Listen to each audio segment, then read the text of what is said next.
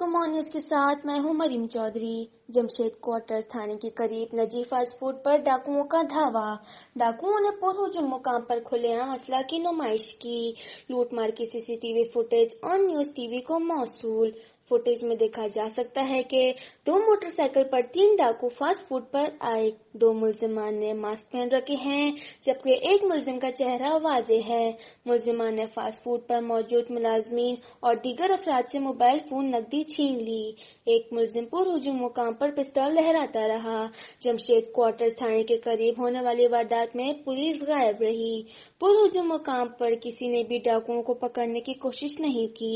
Footage میں دیکھا جا سکتا ہے کہ ایک فاسٹ فوڈ ملازم نے اپنا موبائل چھپا دیا۔ رپورٹ کر رہے ہیں کرائم رپورٹر اختر افضل آن نیوز کراچی۔